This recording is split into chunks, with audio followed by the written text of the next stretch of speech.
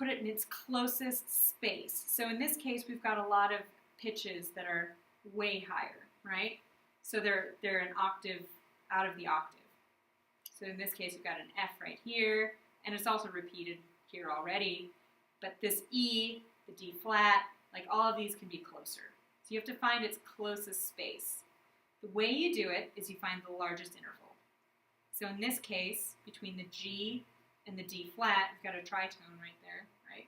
Space of 6 steps. So this is our largest interval. All you're going to do is take the second note in the interval and stick it on the bottom. Make it the first note, and then just move everything according to that. And that will be your normal order, your lowest order. So you just need to find the biggest interval and then take the second note of that biggest interval. That will be the most compact. And then this note is going to end up being your top note, usually. So now we start with D flat and we move to G, rather than having an opposite spread. Now, occasionally, you're going to see 2 large intervals that have the same spread. All right, so in this case, we've got 2 intervals of a fourth. So what you're going to do is decide, you're going to take either start it with this interval, the second interval, right? So this is your second interval for this guy between these 2 notes, and figure that out, put it in your normal order, and then do it a second time with this interval, right? So for these 2 together, the B to the E, all right? And you'll set that up with a pitch class, and then just add up the numbers. So 0, 5, 6, 7 equals 18, 0, 1, 2, 7 equals 10. So this is technically the more compact version, and so this is the one you want to use. Hopefully that's clear. At least sort of clear. All right, so let's look at analyzing microcosmos. So in this case, we've got this set of pitch classes. We've got 7, 6, 1, 0, and 5. All right, so this pitch class set, if we put it in normal order, it's going to go 1, 5, 6, 7. 0, 1, 5, 6, 7. All right, so we see it spread out here and here, and then we see a second pitch class set here. So here's our first pitch class set. Here's our second one. So it's going to be 0. Oh, so this is the inversion. 0, 1, 2, 6, 7. So if we see that, that's going to be the inversion of this, 0, 1, 5, 6, 7. And then we also see a second set, which is sort of a derivation of the inversion, which is 0, 1, 2. So in this case, you see this second little subset. We've got 2, 1, 2, 1, 0. So all of these notes are contained in this set, right? So you'll see repetition. You'll see it out of order, like this first set. So let's see. So again, here's our second little subset. Same original set. And so you just go through and figure out where all these pitch classes fall.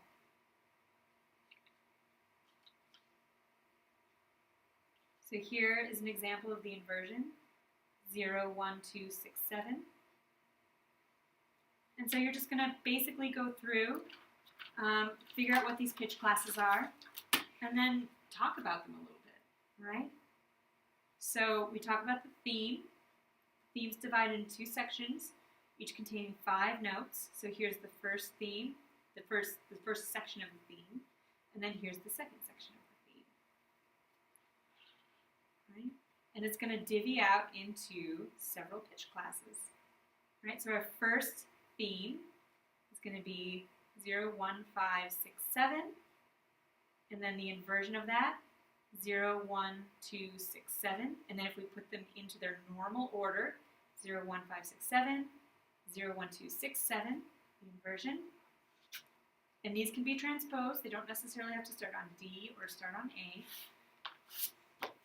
They just have to fall into those numbers, right? And so they're going to talk about these pitch class, where they find them. So here's all of the original pitch class, right? Here's all the examples of the inversion. And then the second section of the theme is made of a 0, 1, 2 trichord. So here's our little chord, and it actually stems from the inversion 0, 1, 2. So it's just a cut down version, but you'll see it 0, 1, 2, 0, 1, 2 without a 6, 7, which is why we're pulling it out and calling it special.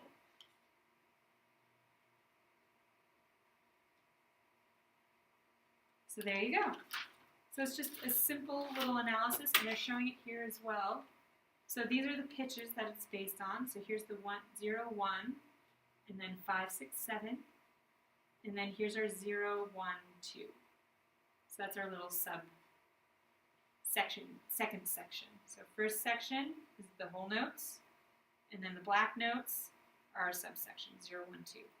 And then here you can see the full chromatic scale, 0, 1, 2, 3, 4, 5, 6, 7. Right? So we don't actually even use the rest of the scale, the chromatic scale. We only go up to pitch 7.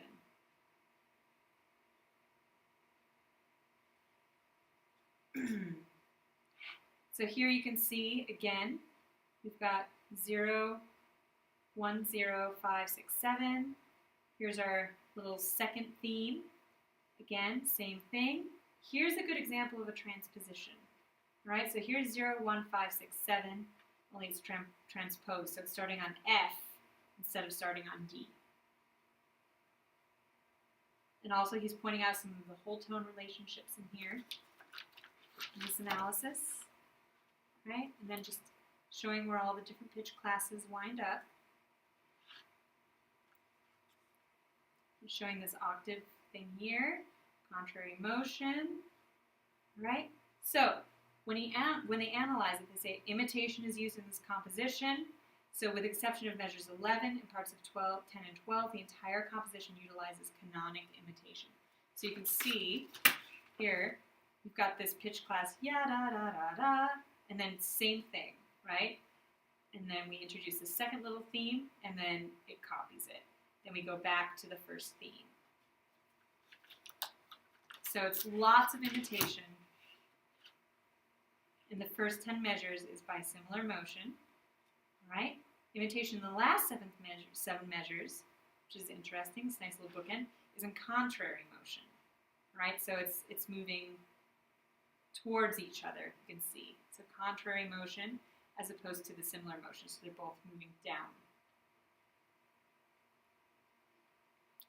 Most of the composition employs imitation at the octave, but imitation at the major 6th, major 9th, and perfect 4th also occurs. So those are places where the set is the same, like right here, but it's transposed.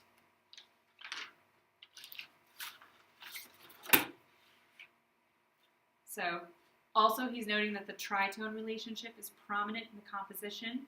The tritone is one of the intervals contained in the first section of the theme, so the 0, 1, 5, 6. So 0 to 6 is where the tritone is. And indicated in the score along with the imitation are 4 conspicuous step progressions that emphasize the tritone. So he's pulling that out. Special moments. As far as the form, he's just breaking it up into 3 general sections. So here the complete theme occurs 6 times, 4 times derived from the normal order and twice from the inversion. And then from 6 to 11, there's a canon at the octave with overlapping entrances. It's just a really general division. And then the complete theme occurs 3 times in the upper voice. The lower voice containing an inversion of the theme occurs in canon with the upper voice by contrary motion. So that's section 1, section 2, section 3. And that's as far as they're willing to go, and that's A-okay. You can make arguments for probably breaking that up in different ways as well. So, and he also notes, or she also notes, that the sections are not set apart from each other. Each contrasts with the other through compositional techniques employed. All right? They talk about the tonality. So naming the tonal center of the chromatic invention is hazardous. So they're not going to go there. Certainly there are a few clues. No highly organized key system present, no long pedal tones, a highly chromatic nature, and the theme renders little assistance. Thus, a definitive answer acceptable to all is unlikely. So they're saying, no key center, no tonality. So You might argue that because the theme outlines a perfect fourth, a suggestion of tonality might be gained from that relationship, although chromatic invention begins with the theme clearly stated and ending, and seems bent on destroying any tonal hints. And a lot of that stems from the tritone relationship. So, and then they just give a little summary. Unique, highly organic invention. Chromatic invention is held together through a single theme constructed from the 0, 1, 5, 6, 7 pentachord, along with its inversion and chromatic complement 0, 1, 2. These sets, with some extensions of the 0, 1, 2 trichord, are used exclusively, so there's nothing else that shows up. It's just those pitches. And imitation and in similar and contrary motion further helps weld the work into a tightly knit, eminently unified whole. So,